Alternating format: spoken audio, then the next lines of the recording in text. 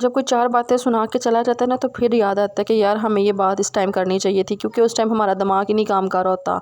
उस टाइम हम बिल्कुल चुप करके बैठ जाते हैं और चुप करके उनकी बातें सुन रहे होते हैं। कॉन्फिडेंस की कमी बहुत ज़्यादा है, ख़ास तौर पे ख़वातीन पे। ख़वातीन को कोई बातें करके चला जाए ना, तो वो बेचारी बोलती कोई नहीं है। कुछ मासूम मेरी तरह भी होंगी जिनको तकरीबन बात करनी ही नहीं आती। सो देखें, आहिस्ता आहिस्ता करके हर चीज़ मैनेज हो जाती है। मैं भी ऐसे ही थी, मैं भी तकरीबन हर बंदे की बात हमेशा ऐसे सुनती थी जैसे यार इसने कुछ किया ही नहीं है।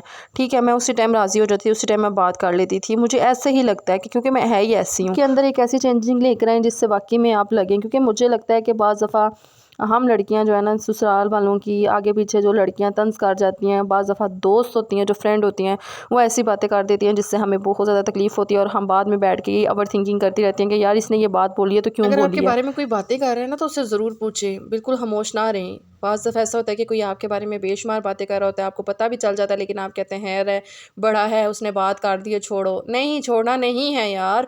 आज किसी को मौका देंगे बात करने का, तो बहुत सारे बंदे आपके बारे में फिर बातें करेंगे, ठीक है?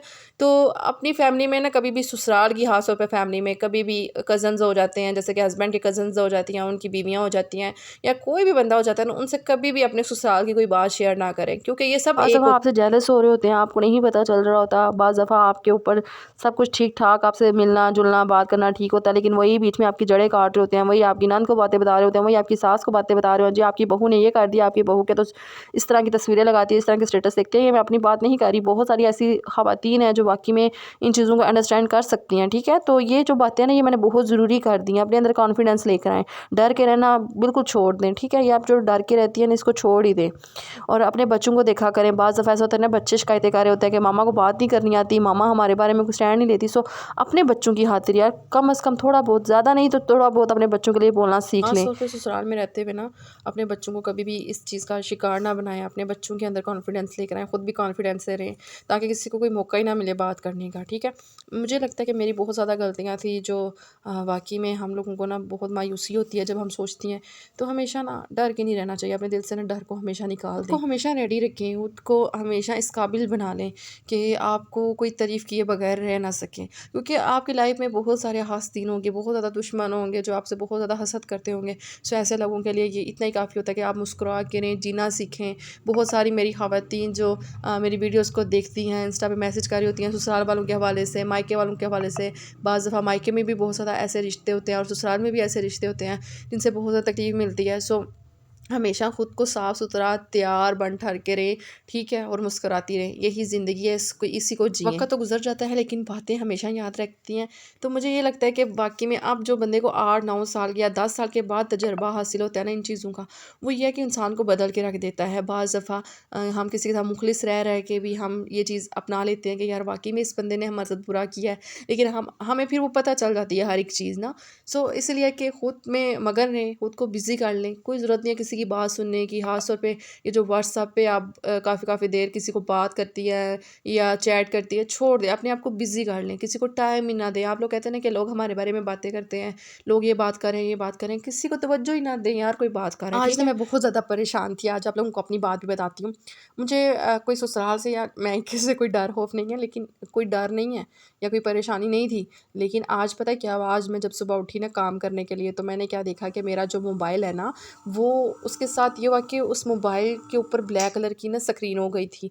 अचानक से जब मैं देखती हूँ ना, तो अपने मोबाइल को, तो मुझे इतना रोना आता है, डीपली मुझे बहुत ज़्यादा रोना आता है कि आज मेरे साथ बैठे-बैठे मुसीबत मेरे पास आ गई, मेरे पल्ले पड़ गई है। क्योंकि मैंने ना वो पैसे जमा किए हुए थे कि जब मैं अपने रेंट के घर में शिफ्ट होंगी ना, तो मैं छोटी-छोटी चीज़ें ले सकूँगी, क्योंकि बहुत ज़्यादा एक तबीयत ख़राब होती है ना ये सोच के। तो मुझे भी फिर यही हो सुबह ना रहा था। मौसम इतना ज़्यादा माशाल्लाह से हसीन हुआ हुआ था, मैं बाहर आ गई थी, मैं अपने बेटे को पढ़ाने लग पड़ी थी और अब मैं टेंशन नहीं लेती, मैं किसी भी बात की टेंशन नहीं लेती। हाँ, मुझे लगता है ना कि जहाँ पे टेंशन लेनी चाहिए, मैं अपने माइंड से वो चीज़ निकाल देती हूँ। मैं बहुत ज़्यादा ओवर थिंकिंग करती थी, बहुत ज़्यादा एंग्ज़ायटी हो रही थी, मुझे डिप्रेशन हो रहा था। सो मैंने ना ओवर थिंकिंग करनी बंद कर दी। मैंने अपने दिल से वो डर खौफ निकाल दिया जो मुझे लगता था कि हाँ यार, ये चीज़ मुझे तंग कर रही है। तो मुझे लगता है कि जो मेरी प्रेगनेंसी में मेरा बीपी हाई होता था, बीपी शूट होता था ना, बहुत ज़्यादा मेरा बीपी शूट कर जाता था। बाज़ दफ़ा किसी की टेंशन होती है, किसी का डर खौफ होता है। सो मैंने ना अब उस चीज़ उसको बाय बाय कर दिया, मैं अपनी ज़िंदगी खुद जीऊँगी। अगर मुझे जीने का हक़ है तो मैं जी सकती हूँ खुद को ना। तो ये जो लड़कियाँ ख़ास तौर पे डर ही डर के रहती हैं, कभी किसी का डर, कभी किसी का डर, और अपनी बातें कभी भी किसी के साथ शेयर ना किया करें। ख़ास तौर पे जो आप ससुराल में रहती हैं और ससुराल में आपके काफ़ी सारे ऐसे लोग भी होते हैं जो आपके दुश्मन निकल आते हैं। सो ऐसी बातें जो भी आपके फ्रेंड तक, मैं कहती हूँ अपनी बातें सिर्फ़ अपनी माँ से शेयर किया करें। अगर माँ तक बातें शेयर कर सकते हैं तो इत्मीनान है तो ठीक है, अपनी बहन के साथ कर लें, ठीक है। लेकिन अदरवाइज़ मैं ये नहीं कहती कि अपनी कोई भी बात अपने शौहर की, अपनी सास की, अपनी नान की, अपनी देवरानी की, जेठानी की कोई भी बात आप उठा के कहीं और कर दें। फिर ज़ाहिर सी बात है बहुत ज़्यादा बातें निकल आती हैं, फिर वाक़ई में लोग प्रूफ़ निकालते हैं, स्क्रीनशॉट सेंड करते हैं। सो इसलिए ना इन चीज़ों से ना थोड़ा-सा मुख्तात रहा करें। तो ये जी मेरे हस्बैंड अभी मेरे लिए मोबाइल ले आए थे और ये देखें जी माशाल्लाह से ये मोबाइल बहुत अच्छा था, इतना लाइट वेट था ना तो मुझे इतना अच्छा लग रहा था। सो अभी इसको मैं फुल चार्ज करूँगी, देखूँगी कि ये कैसा मोबाइल है और इसके अंदर इंशाल्लाह जो कल वाला व्लॉग आएगा ना वो इसका रिज़ल्ट चेक कीजिएगा कि इसका रिज़ल्ट कैसा है। ये मेरा जो मेरे पास वीवो है ना, ये वीवो पता नहीं कौन-सा मॉडल है, ठीक है, लेकिन बहुत पुराना मॉडल है, 2020 में लिया था मैंने। तब ये तकरीबन 25,000 का मिलता था। अब इसकी जो है ना प्राइस ये 15,000 रुपये की होगी ये जो मैं अभी मोबाइल में वीडियोस बनाती हूँ। सो मैं आप लोगों को बताना चाहूँगी कि आज का व्लॉग थोड़ा सा अगर लेट हो जाए तो उसके लिए माज़रत है, क्योंकि आज का दिन जो था ना मेरे लिए बहुत ज़्यादा मुश्किल था, बहुत ज़्यादा, क्योंकि मुझे लग रहा था कि मेरा मोबाइल नहीं है तो पता नहीं क्या हो रहा था मुझे, क्योंकि आज कोई भी काम करने का दिन नहीं था, करा ना टिकटॉक यूज़ हो रही थी ना इंस्टा यूज़ हो रहा था। इस मोबाइल में सिर्फ मैं वीडियोज़ बनाती हूँ, ये मैंने वीडियो के लिए रखा हुआ है और मैंने अपलोड करनी होती है यहाँ पे। बाकी जो दूसरी ऐप्स हैं वो उस मोबाइल पे थी और इतनी ज़्यादा परेशानी हो रही थी। जो अब्बू ने मुझे मोबाइल दिया था ना वो भी मेरे पास है और जो मेरी अम्मी का मोबाइल था वो भी मेरे पास है। मेरे पास तकरीबन 4 अदद मोबाइल है, लेकिन फिर भी टेंशन देखिए कितनी ज़्यादा हो रही थी मुझे। तो फिर मैंने हाँ, थोड़ा सब्र कर तो काट लेना था, लेकिन वो कहते हैं ना कि एक सर पे चढ़ा हुआ था कि नहीं कि मोबाइल लेना है, कुछ भी हो जाए बस मोबाइल लेना है। मैंने बड़ी मुश्किलों से, जो बंदा पैसे जमा करता है ना, बड़ी मुश्किल हो जाती है फिर इन चीज़ों को बंदा सँभालते अगर आपने कोई चीज़ सेव की और अगर आपके अचानक कोई ऐसी मुसीबत आ जाए तो बड़ा एक दुःख होता है, तकलीफ़ होती है। तो फिर मैंने अल्लाह ताला से भी दुआ की, मैंने कहा अल्लाह ताला चलें कोई नहीं यार, अल्लाह पाक दे देंगे किसी ना किसी तरीके से, फिर मैं जमा कर लूँगी ना। बड़ी मुश्किल होती है 35,000 सैलरी और उसमें से आपने 1,000 रुपया करके जमा किया हो या 500 रुपया करके जमा किया हो, तो बड़ा एक दिल को ना अजीब सा लगता है। मैंने ईद के कपड़े भी लेने थे, फिर मैंने बड़ा कुछ सोचा हुआ था, लेकिन फिर ये भी ज़रूरी था। चलिए अल्लाह पाक मुझे नसीब करे माशाल्लाह। और कमेंट ज़रूर कीजिएगा अगर आप मेरे चैनल पर नहीं आए तो मेरे चैनल को सब्सक्राइब कर दे, लाइक कर दे और एक अच्छा सा कमेंट कर दे। तो उसके बाद ना मैं आप लोगों को बताती हूँ कि लाइट इतनी कोई तकरीबन लेट आई है, 8:30 हो गए थे, लाइट आ रही थी और जा रही थी ना, बस बारिश हुई नहीं है, लेकिन देखें लाइट उन्होंने तकरीबन 4 घंटे हो गया बंद की रखी है और मैंने ब्लॉग कोई नहीं था बनाया। अभी फ़ौरन से लाइट आई, मैंने कहा चलो ब्लॉग बना लेते हैं। साथ ये जी मैंने धनिया काट के ना अभी इसको मैं रख दूँगी 1 हफ़्ते के लिए।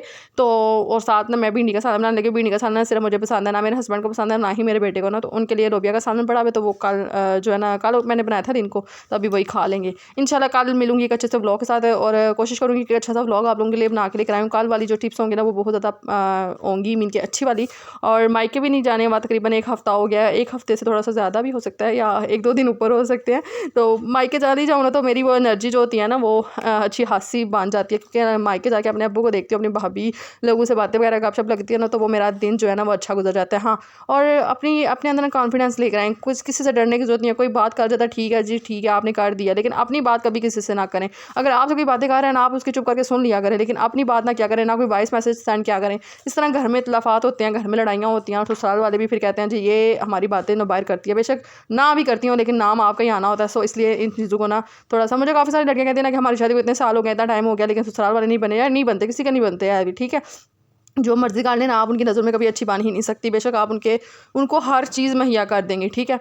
तो बस उनकी अपनी बेटियां बहुत अच्छी होती हैं और वो खुद बहुत अच्छे होते हैं, बाकी सब बुरे होते हैं। सो इन चीज़ों को ना अभी देखना, मेरी इस क्लिप को उठा के मेरे इन-लॉज़ में सेंड किया जाएगा, मेरे इन-लॉज़ में देखा जाएगा और मेरे ऊपर बहुत सारी बातें होंगी। हाँ, कर सकते हैं, क्योंकि ऐसे मैंने बहुत सारे लोग देखे हैं मेरी रियल लाइफ में, कसम से मैंने जिन पे आंखें बंद करके इत्मीनान किया था ना, वही मेरे बारे में इतनी इतनी अजीब बातें कर रहे थे। मुझे कल परसों ना जब मुझे पता चला ना कि यार इस बंदी ने मेरे बारे में ये बात किया, मैं यूट्यूब चैनल बना रही हूँ, वीडियोज़ बना रही हूँ, तो लेकिन वो मेरी जो है ना कुछ बातें उठा के मेरे इन-लॉज़ को बतानी या आगे पीछे स्क्रीनशॉट सेंड करने, मुझे बड़ी एक उलझन सी हुई कि मैंने इस बंदी का किया क्या है जो मेरे बारे में ये बातें कर रही है। सो ऐसे लोग ना आपकी ज़िंदगी में आए जाते हैं। मैं ऐसे लोगों को ना फिर मुँह नहीं लगाती बाद में कि यार इस बंदे ने ऐसी बात की है। अब मैं ना चेंज होंगी थोड़ी सी, मुझे बड़ा लगता था, मैं बड़ी लोगों के साथ मुखलिस रह के देख लिया भाई, यार लोग नहीं बनते किसी के साथ भी। अपने बच्चों का भी ख्याल रखा करें, अपना भी ख्याल रखा करें, अपने शौहर का भी ख्याल रखा करें, बाकी छोड़ दें सबको, ठीक है।